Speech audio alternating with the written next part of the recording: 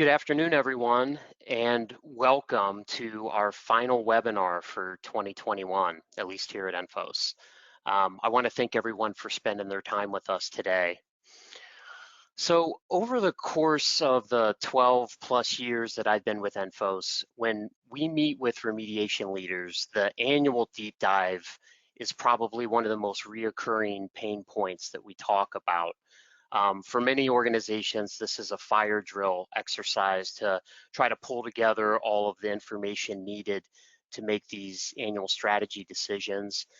And since we're here in the fourth quarter, we thought this topic would be fresh in everyone's minds. Also, as many of our customers on the call today know, Toby Behrens, who's our Director of Customer Success, runs her own series of webinars called the Enfos Expert Series.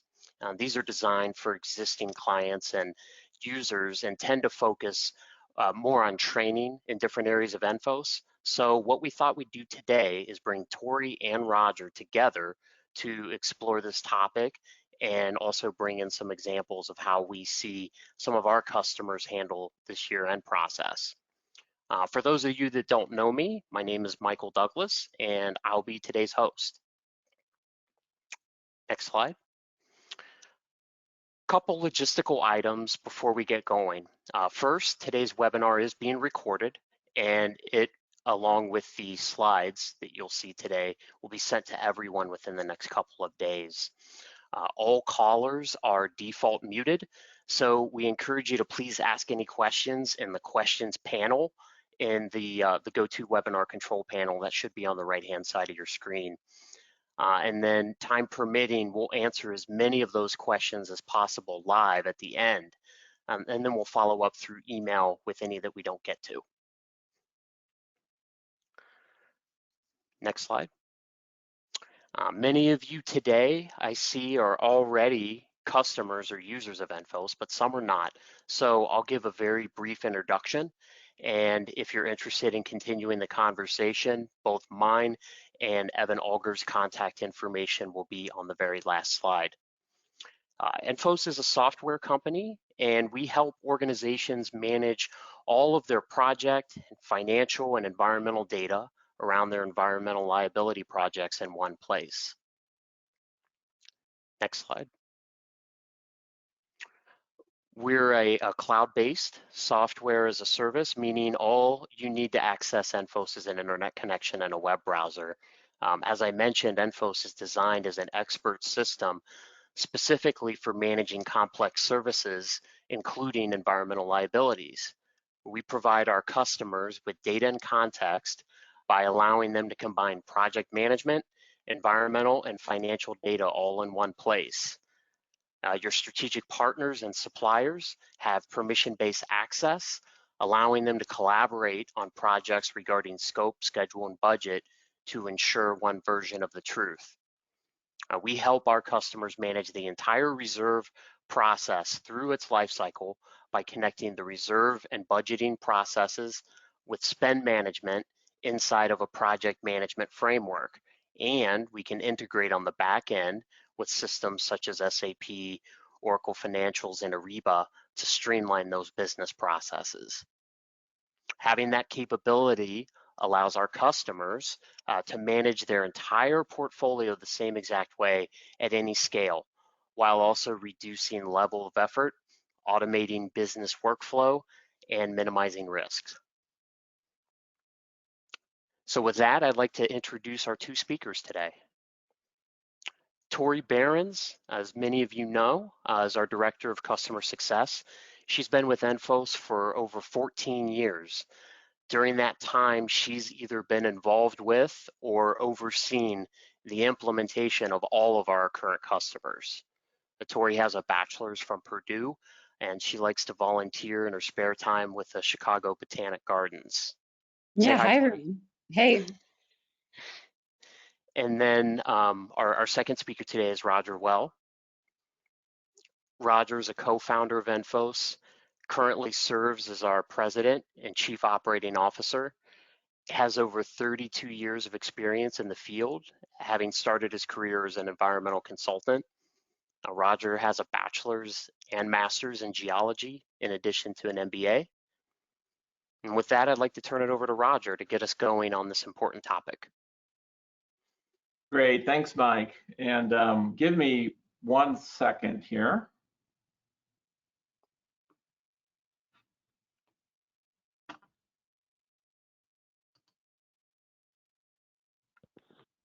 Okay, here we go. Great, needed to get my camera on. Hi, everyone, and thanks, Mike and Tori, for your introductions. Appreciate that. So the agenda for today will cover what you will learn. We'll discuss legacy versus modern systems for environmental liability management.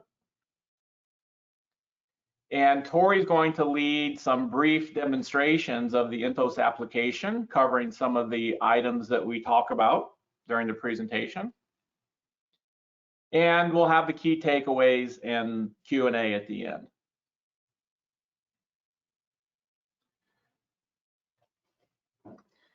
We're going to spend some time talking about the story around the complexities of reserve management, i.e. why everyone gets headaches and works extremely hard these 4 or 5 times a year when they're doing this reserve management work.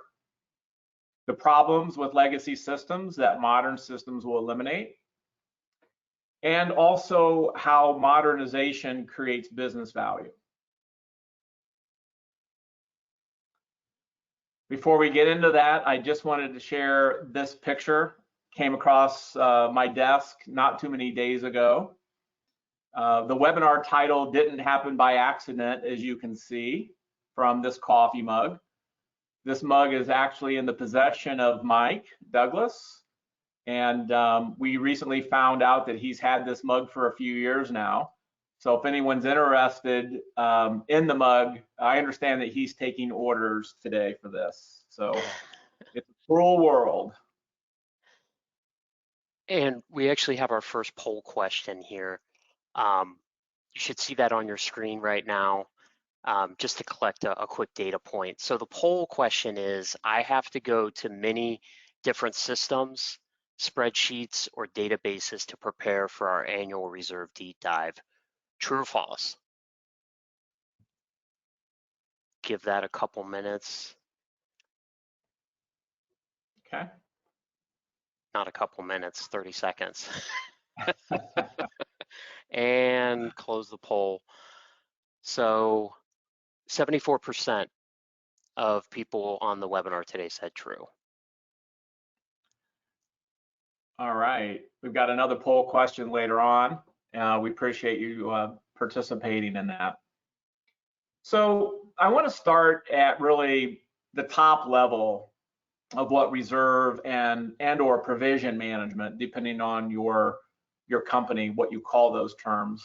But I'm going to start at really the top level, and that's the balance sheet. This is an example of a balance sheet from a real company, not made up. These are in millions of dollars.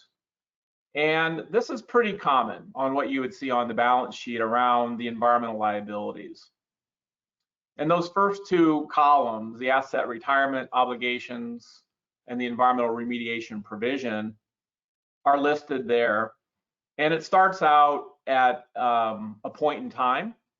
As you can see, the top row is as of January 1st of 2019. The next blue row is the ending balance at the end of that fiscal year for this company. And then the bottom blue row is the ending balance, which would also then be the starting balance for 2021. But all of those wonderful remediation and decommissioning projects, in some way, shape, or form, they end up being represented on the company's balance sheet, whether it's private or publicly traded company. The balance sheet for environmental liabilities comes in many different forms, but there's a lot of basic elements that are on this balance sheet that you'll see repeated and used consistently from company to company. Part of the complexity that the remediation professionals face is that a lot of what they do, even though it's scientific and technical in nature, it relates directly to financial accounting. And one of the practices that we see that really does make a difference for remediation professionals is for them to really gain competency and understanding around the financial accounting elements of this. So as you saw from my introduction, I started out as an environmental hydrogeologist, and over the last 20 plus years, I've actually trained people that I used to work with or people from the industry that I know. And I've had many, many times where people will come up to me after the training events and say something to the effect of, boy, you're trying to make an accountant out of me, and all I really wanted to do was remediation and clean up sites. So it's kind of funny, but it's really true that having an understanding of this, and we're going to explore this in a little bit of a deeper dive here in a new slide. But again, we're trying to solve for the complications and the headaches and the frustration that individuals who are involved in this have to face, day to day in their jobs. But you'll see on this sheet, without going into any detail on the line items, things like changes in estimates, right? Reforecasting is how at the project level you would think of that. Utilization, right? That's the spend, the work that's being done, right? And that work is being outsourced to your environmental consultants, and you're committing and releasing dollars and approving invoices and trying to keep track of everything along the way. Ultimately, a lot of these financial accounting elements, right, end up on your annual reports or your 10Ks. Why can't I advance my slide? Give me 1 second here. Okay, thank you.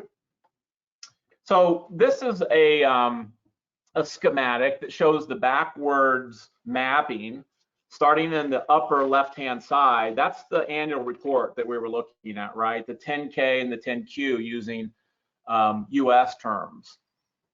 The reporting and disclosures.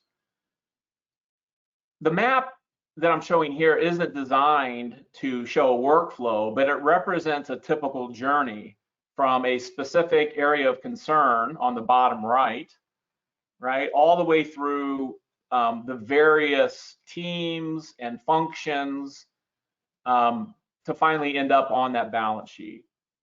So the AOC is an acronym for area of concern. Most project teams use that term. Sometimes they'll call those projects or operable units. But you can see that journey moves from the AOC to the sites. The remediation teams and consultants play a big role in site strategies and lifecycle plans. There's directors and finance liaisons that are involved in consolidations and approvals. There's EHS, functional leadership involvement, primarily around budgeting. You've got your business customers internally, different business entities or legal entities within your overall organization. Certainly the CFO and the C-suite gets involved in making reserve and accrual decisions. And then finally, the public at large, if you're publicly traded anyway, that information ends up there. So this is designed to again, show you what that story is around the complexity and the challenges that the people that are at the remediation team level and the director level face during these processes. So there are macro considerations when you think about that journey that I just showed. I've listed 6 of them here. These certainly are not all of them, but they come into play with the executive teams and the remediation functions that we deal with. Really at the highest level there, you have shareholder value. That's the balance sheet item. The financial health, right? Example, asset to liability ratio. Some organizations carry way more liabilities, right, compared to their competitors or other industries based on their overall asset and revenue size. Expense and cash flow management, another critical consideration here. Number 4, 5, and 6 get more specific to the actual EHS or remediation function, but that's your reserve or provision policies and strategies. Audit and compliance. So I've listed a couple examples here for the US as well as for the IFRS, these accounting standards around liabilities and disclosures. And then planning and executing the actual work is the operational effectiveness. And I want to drill down a little bit more into the operational effectiveness now. So under operational effectiveness, a few points that I want to make are around the enablers. So organizations that are striving to reach higher levels of operational effectiveness must have enablers in place. There are really two major enablers. There's cultural. Really, that's building your competencies, having a well-defined purpose, if you will. There's also technology enablers, and the concept there is that really to strive for operational effectiveness in today's digital world, you have to harness technologies, and there's better and worse ways of going about that. We're going to explore some of those here in a little bit. Continuous improvement. That's another major tenet of operational effectiveness. This means you have to be able to evaluate work, evaluate productivity, evaluate performance and results. And you have to have this mindset of how can we do this better? That's certainly related to culture. And you're certainly going to look for enablers, specifically technology enablers to help you do this. And then the third major element is enterprise alignment. And in this context, enterprise alignment is focusing on the interconnectedness of your processes, primarily through automation, as well as alignment to your overall mission or purpose around your liability management program.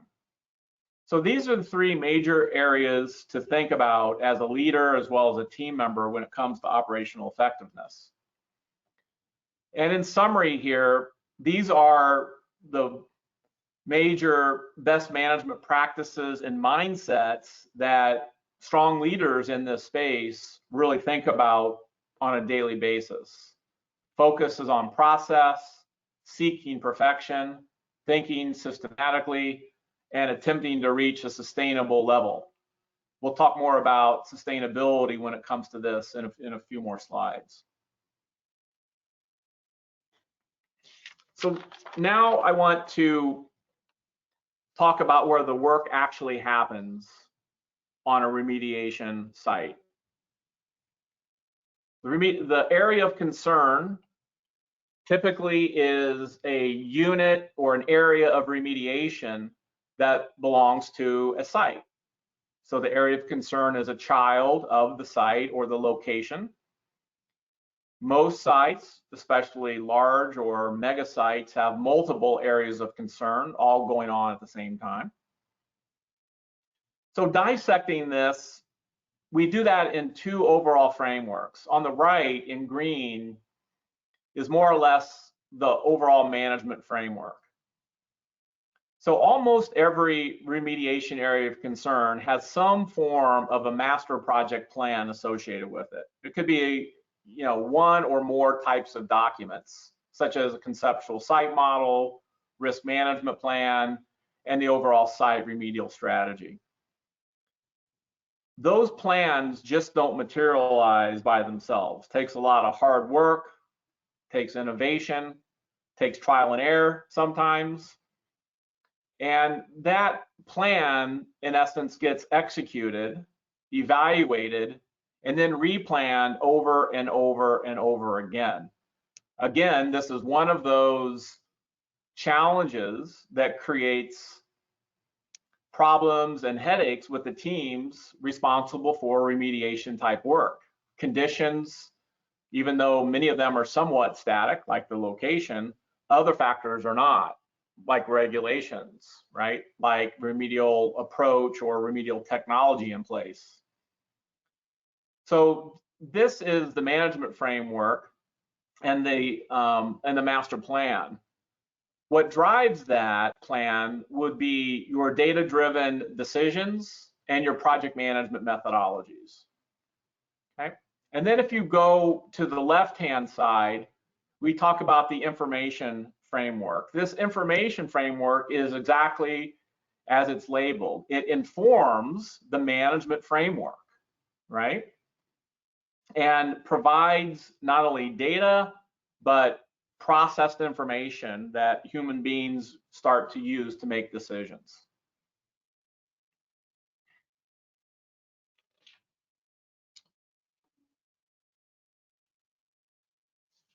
There's another dimension that I want to talk about, and that is the time dimension. So the time dimension more or less correlates to the financial calendar that comes out of your operational requirements. This is an example of a typical year in the life, right, of a remediation director and the teams supporting that. Generally starts in the fall and goes into the winter, where you're doing updates on your plans. Those include not only strategies, but also financial plans.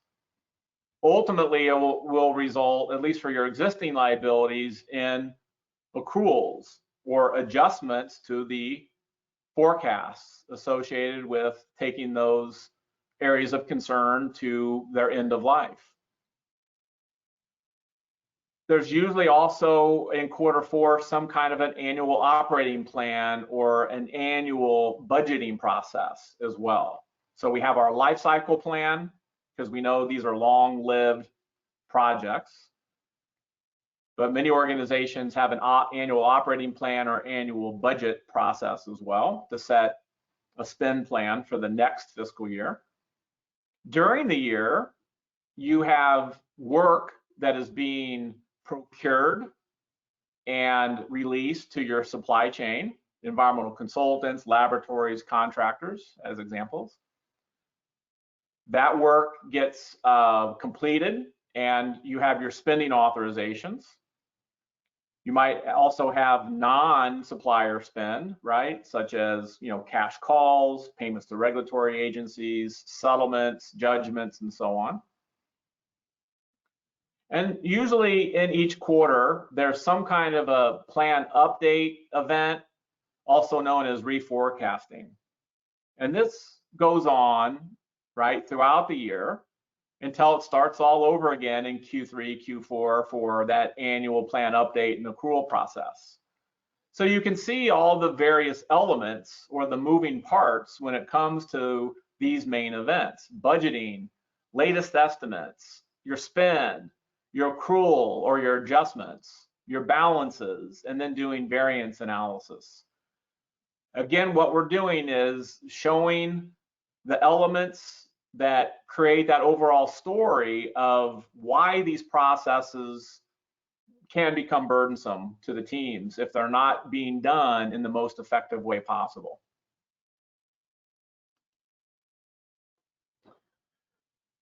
Legacy systems versus modern systems. So now I'm moving into more of the technology enabler discussion here. What we have found through our 20+ years of being in the space is that the majority of organizations are operating multiple legacy systems to get this job done. They range from spreadsheets to generic business applications that the organization uses for general purposes.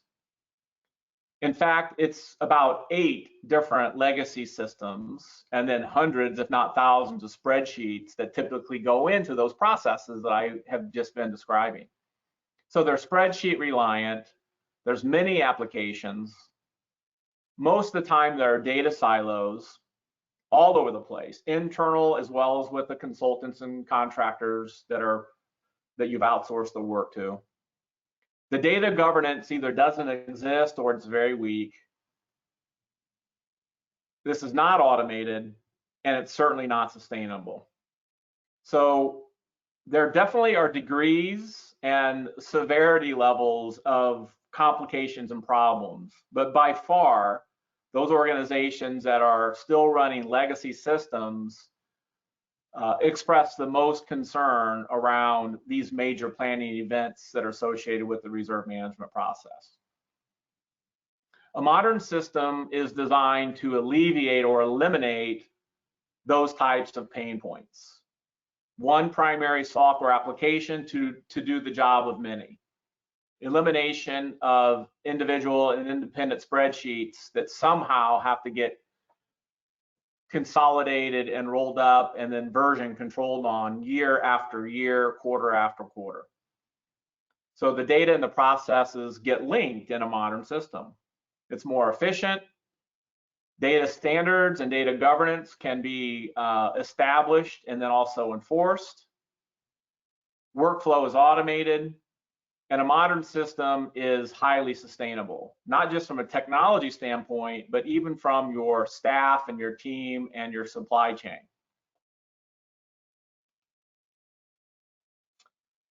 The implications of those legacy systems, there are many. These are a few that get expressed to us during our work. Time wasted, errors and data quality issues, finger pointing or increased blame, lack of data or lack of reliable and accessible and just-in-time data, and unfortunately, demoralized employees. Roger? Yes. I'm going to go ahead and launch our second poll here. As we transition over to the next part of the webinar, please rate how painful managing the environmental reserves and reserve adjustment financial planning processes at your organization, from most severe pain to not painful. And I'll give this 30 seconds.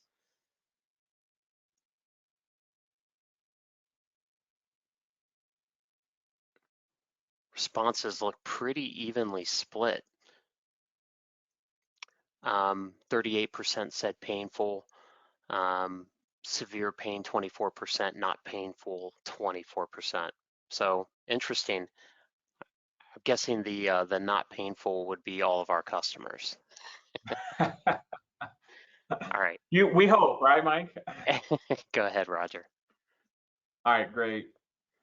So if we look, one of those elements around operational effectiveness was systems thinking, or thinking and operating your business in a systematic way. And part of the way to solve that issue, if you're not, is to link and automate processes. So this is looking at reserve management in that view, in that context.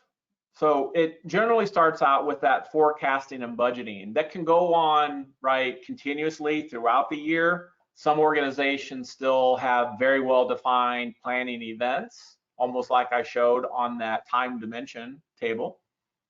There's no reason with the modern technology that the forecasting and the budgeting events, the actual work on that can't take place all the time in real time. So it's just really a matter of reporting and review at the end of each quarter or the end of each year.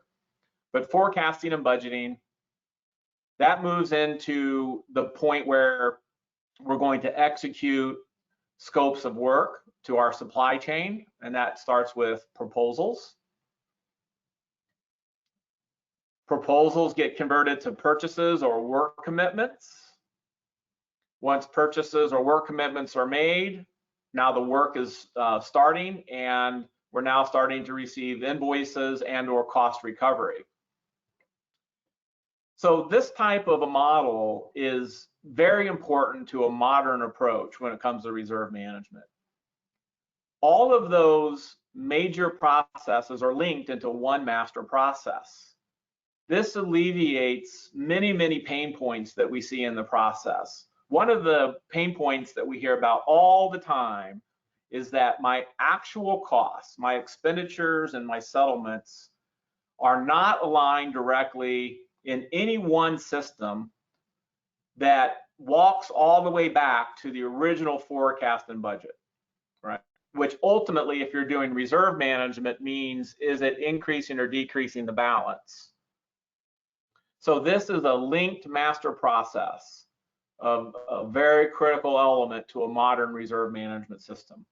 There's some other elements in here too that we'll explore in a slide that I have upcoming, but I'm going to point out a few of those now. So you can see the labels 1, 2, and 3. Number 1 is a uniform and consistent way, in essence, of breaking our work down, also known as a work breakdown structure. Remediation work and even decommissioning work, they typically follow somewhat of a standard set of life cycle phases. So having a work breakdown structure that is established and enforced through all 4 of these major process steps is ultimately critical to operational effectiveness. It alleviates duplicate work. It aligns everything up from the very first planning object that you have, facilitates reporting and consolidation and roll-ups, and then can also be used for financial controls, automated financial controls. And that's what we have for number 2 and number 3.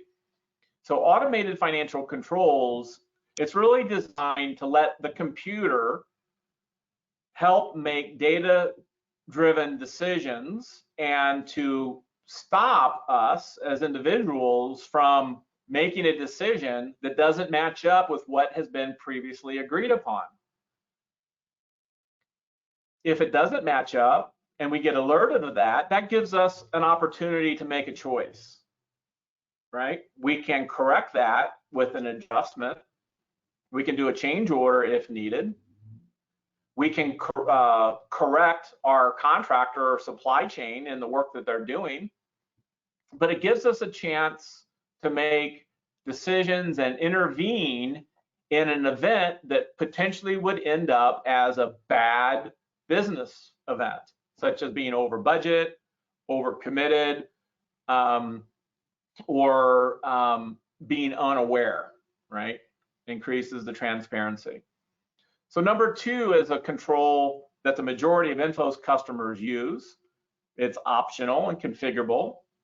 It's configurable to different levels of that work breakdown structure, but what it is it ensures that we're not over-committing work to our suppliers above or below our balances that are being calculated automatically. Okay, and it's both sides of that. It's making sure commitments don't exceed or fall under our planned balance. Number 3 is on the actual spend, making sure that what we've committed, which has already been checked in automated step 2, but step 3 there is making sure that our spend, again, at different levels of granularity, decided upon by the customer's business team, making sure that spend is not exceeding our commitments. If spend is approaching that, and I have leading indicators because I'm using earned value or I'm watching my percent spend in automated project tracking, then I have the opportunity as a project or program manager to make a decision to keep that project from getting off kilter.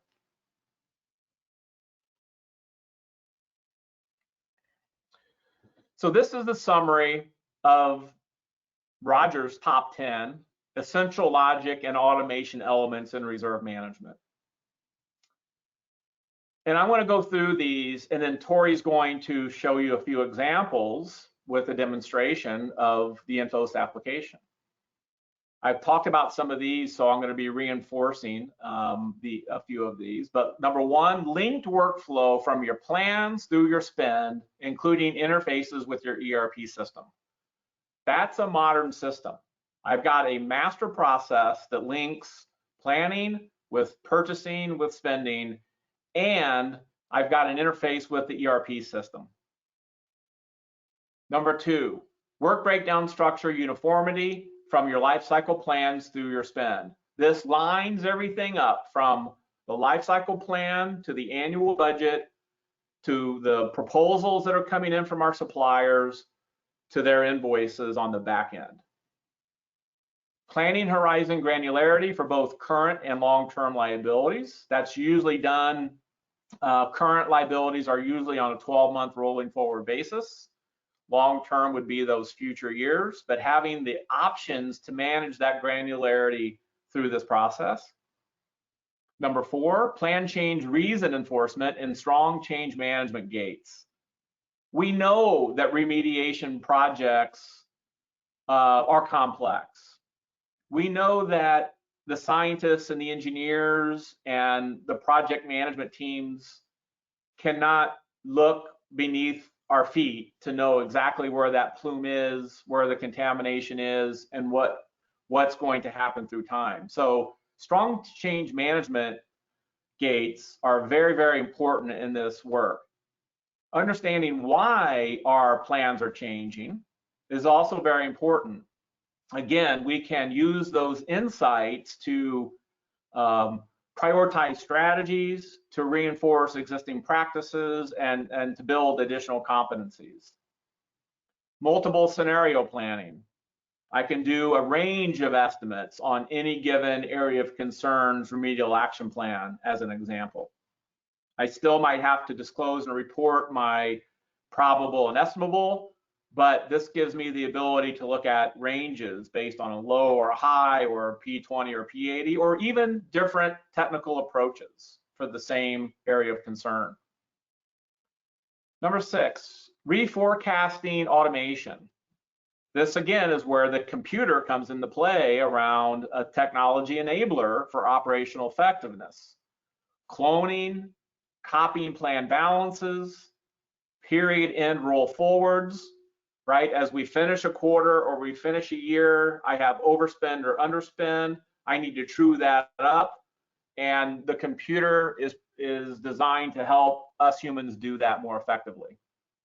And also plan re-review. This sometimes falls more in an auditing bucket where the auditors or the executive team needs to make sure that there's a pair of human eyes looking at this financial plan and the strategy. And even if we're not making a change this year or this quarter, a re-review can be enforced just to ensure that we had the right team members looking at that, and that's now documented in the history. 7 and 8 are around additional automations. I've talked about some of those. Automated financial calculations that are very specific to liability management, just like we looked on that balance sheet. Balances at the start and the end of the period, adjustments, net present value calculations around inflation and discounting as an example. Accretion calculations, specifically for asset retirement obligations. And then allocations, both internal and external, right? Individual organizations may not have 100% allocation for any given remediation effort. There also may be additional business units that are taking their fair share, right, of that liability or that spend. Automated financial controls, I talked about those. Over commitments, spending limits, and delegations of authority. Decision support documentation linked back to the site strategy and the financial plan. And then finally, financial traceability and history tracking for audit evidence. How does this one invoice that I approved 6 months ago relate all the way back to that year's budget and life cycle estimate that was approved? With that, Tori, are you ready to go? Yeah, I am. Hey everybody. All right, so we're going to look in Enfos on a few screens, and we're going to look on the balance screen for a specific project, and all of the data I'm going to be sharing is all fictitious data, right? And you know, on the screen, it's available for users based off of their permissions in the top summary section, I can see all of my financial information. It's view only, and there's real-time updates. So that means as a transaction is approved, this page updates for that full plan. And you can do the math here, right? It's the original estimate plus adjustments over time minus spend gives me the balance. In the lower section, we're viewing the WBS level detail of the breakout of the full financial plan.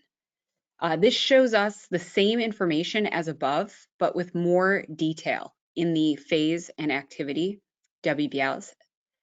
It also shows us the open commitment information. All right, I want to switch screens now and view an existing plan and the plan details for fully approved plans. All right, I am going to click on a link. Great. So I have a summary section and a contact section. This shows me the approval information and the times. And I also have my contact information displayed. Then I have my grid, and this is the financial details. And instead of relying on a spreadsheet, it's an in-browser grid, which enforces all of the data standards. I can see my WBS, my phases and activities, the actuals, and the planned amounts for my defined year granularity. The standards here can be things like the phases or activities, the years or quarters or even months, and even the currency used. And then finally on this page, I also have a history section, and that can be used as our audit history for, tracing back the decision making for this project from any point in time. Finally, we have this customizable form, and this is used as additional backup, justification content to tell the story, why the plan is what it is, and how it supports the estimate. Each of our clients design this, and it's specific to them. So it's really like a truly customizable form for the reserve process.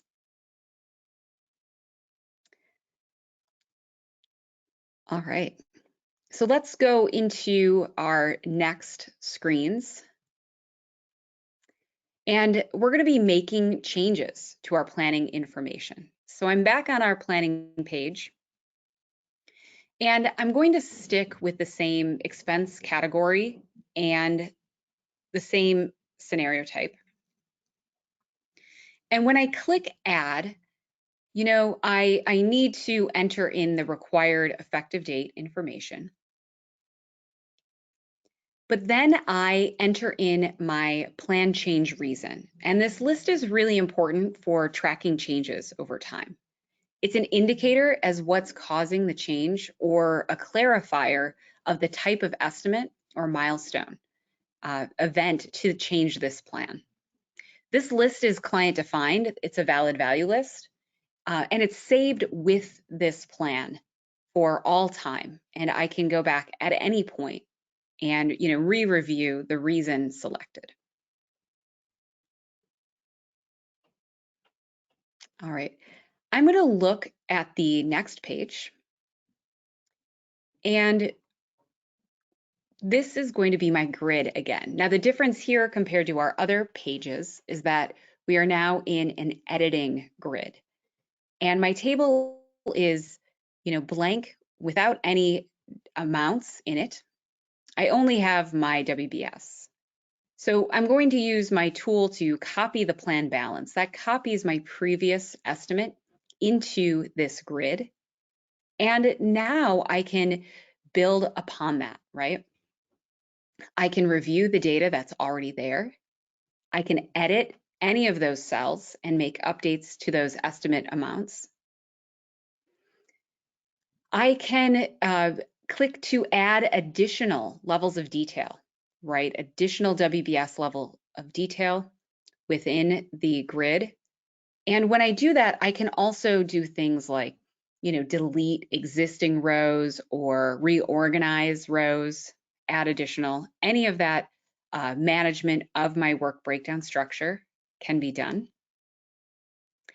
And, you know, as I'm adding anything, and you may have seen this on the previous clicks, but my changes are going to be highlighted for me. So as I'm on that screen, it makes it really clear to the user, you know, what cells you're editing along the way.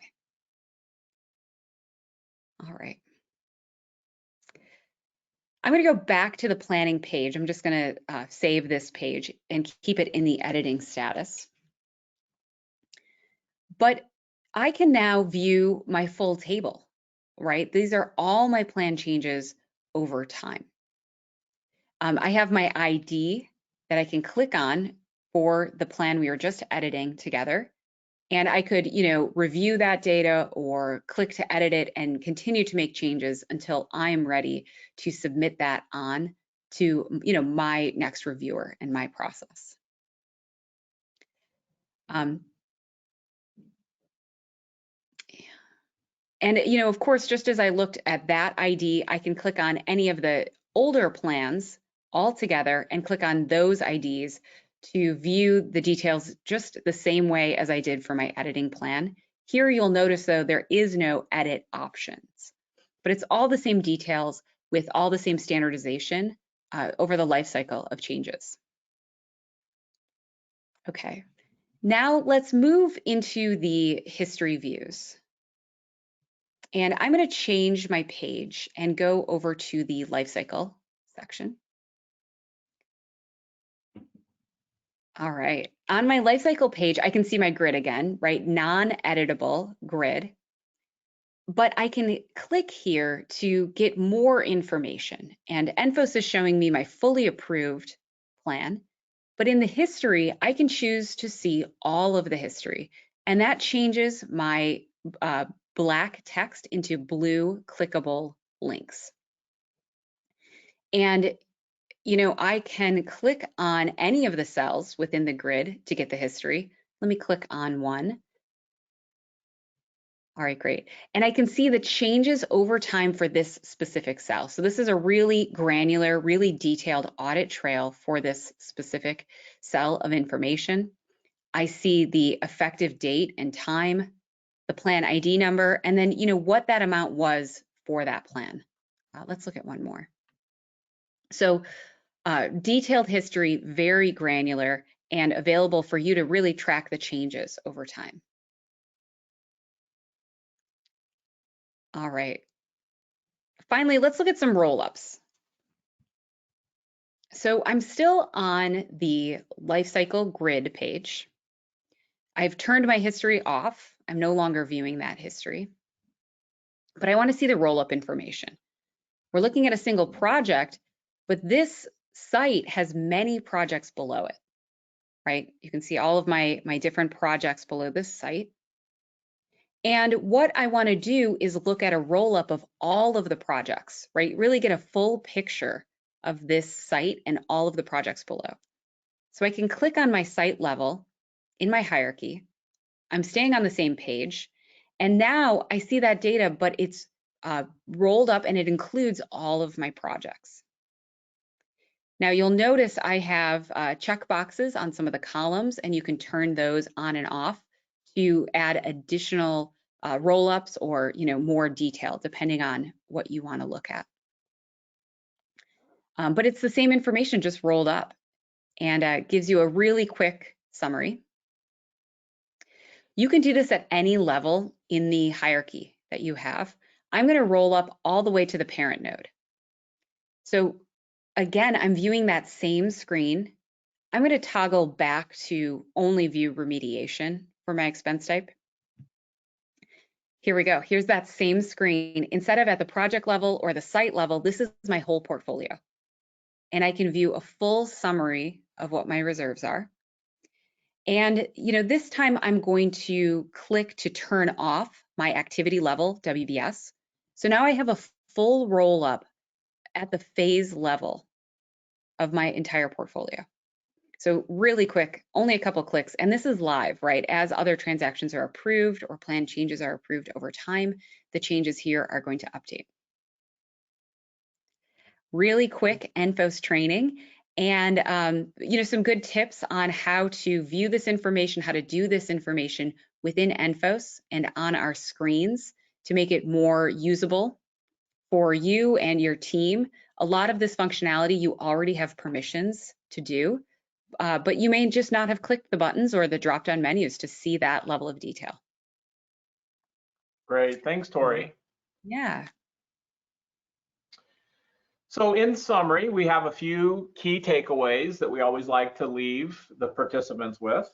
I'd like to go through those now. One of the most important ones really involves around leadership, but the decision to modernize your processes and your technology enablers requires strong leadership. And it goes without saying, it won't happen by itself. Digital modernization is the primary enabler of operational effectiveness. If you have an organization that is focused on being the most productive and having the highest quality of work output, then operational effectiveness surely is an area that you focus on. And you cannot think about that in today's world without digital modernization in mind. And then finally, from a software perspective, Enfos is purpose-built for environmental liability management. It gives decision makers, those leaders that are looking to modernize and focus on operational effectiveness, it gives you a choice to use a purpose-built application around environmental liability management with all those essential logic and automation elements already built in it. So Enfos is designed specifically to help organizations manage these programs as effectively and efficiently as possible. With that, Mike, I'm going to turn it over to you to facilitate the Q&A. All right. So just a reminder to everyone on the webinar, if you have questions, please enter those either in the questions tab in your GoToMeeting or GoToWebinar control panel, or you can put them in the chat. I'm monitoring both of those. We have had some questions come in though, so I'll go ahead and start here, Roger. Okay, first question. So I have different forecasts for different expenses at a single project. How does Enfos handle that? Well, it's generally handled by the work breakdown structure and the different levels that are available in the work breakdown structure. And it can a customer can go all the way to 4 levels, which we call the cost component. And cost components are generally expense categories like labor and equipment and materials and ODCs. Now that's very granular for doing life cycle estimates. Maybe not so much for doing a proposal for a scope of work that's going to get implemented in the next year, right? At that level, you can get down deeper. But for life cycle estimates, we typically see customers focus on a phase and then maybe a level 2, an activity level. That's for the planning. Now, when it comes to proposals and then spend management, this is where you can get the most granular for different GL accounts and different line items that are being proposed and then actually utilized on projects, such as a rate schedule, right? Where I have my labor rates categorized by, professional level. I have my equipment rates. I have things like mileage, subcontractor markups, and so on. So it really depends, that level of granularity really depends on where I'm at in that total master process. Usually the longer term estimates have a little bit less granularity. The actual costs where the work has already been done has the most granularity, right? Down to time, can go down to timesheets and individual expense reports. The higher level answer to that question is in the organizational hierarchy. I can break, as a project team or project manager, you can break your sites down into as many workable entities as you need to effectively manage that work. Individual areas of concern, as an example, so that it's solving a problem with a very old and traditional methodology, and that's breaking a complex problem down into smaller chunks of work, right? That's a little bit higher level answer on that. And then there's different types of work. We call it an expense type. There's operational expense work, there's reserve or remediation type work, there's CapEx or capital, there's asset retirement or decommissioning work, along with the general remediation work. So those usually follow a chart of accounts that the organization has created as a template to help for budgeting and performance and cost tracking. Okay, yep, good answer. All right, here's another one. So our forecasts, there's kind of a couple parts to this. So our forecasts are all in US dollars, but our spend can be in many currencies. How does Enfos handle that? Yeah, that's a business problem that we do see.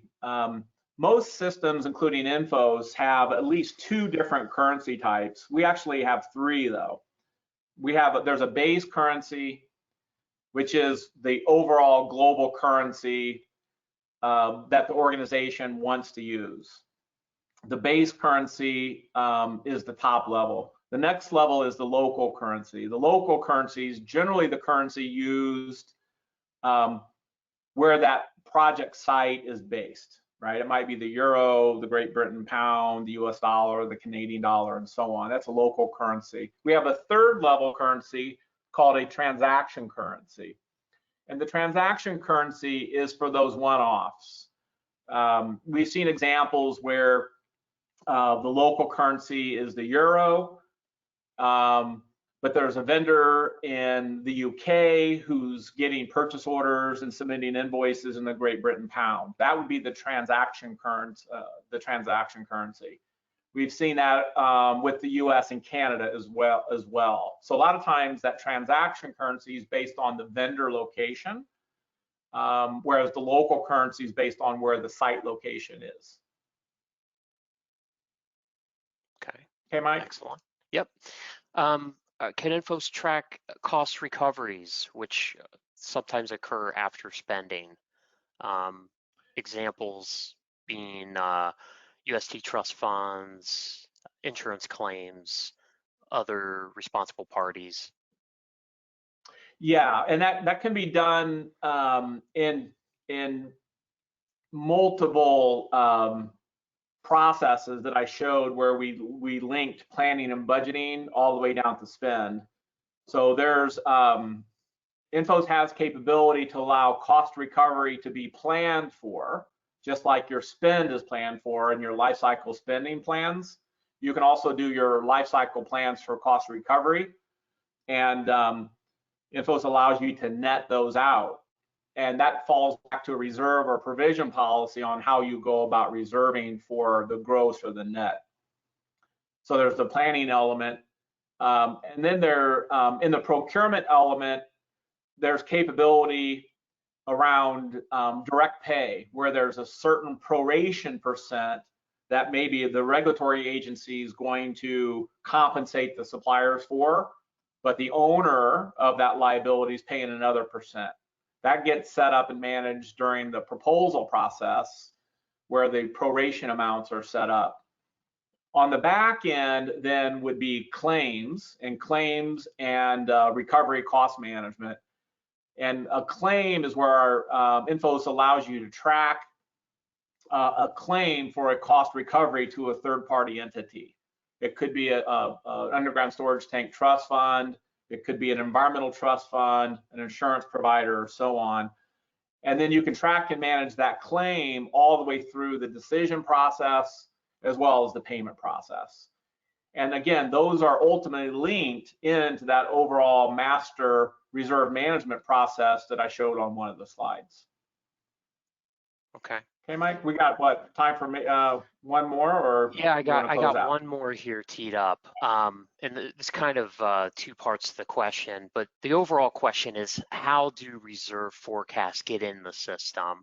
Can my consultants take the first pass, or can we enter or import those in bulk? Yeah, both. There's multiple ways. The user interface, Tori was kind of showing you some examples of using the user interface, which basically is replacing the spreadsheet. Enfos does have bulk import files around planning data imports. So the raw data can be imported in bulk on multiple areas of concern or individual. And then once that data has been imported, then it can go through the review and approval process, backup documentation like that decision support package that Tori showed can be added, and then it can, finish up there. So there definitely are multiple ways of doing that. Each organization kind of finds the best approach that works for them. But the design criteria for Enfos has always been that it can be entered directly through the user interface in a very seamless way, where the consolidation and the roll-ups and the data standardization are already being enforced. Great. Okay, Roger, we go to the last slide here, just so if anyone is interested in continuing this conversation, feel free to reach out to either myself or Evan. Also, if you joined late, just know that the webinar was recorded today. It'll be dispersed to everyone who signed up and attended within the next day or so. And feel free to forward that to other people within your organization if you think they'd see value in it as well. Again, appreciate everyone's time today. Thank you so much for attending, and happy holidays and a happy new year. Thanks, everybody.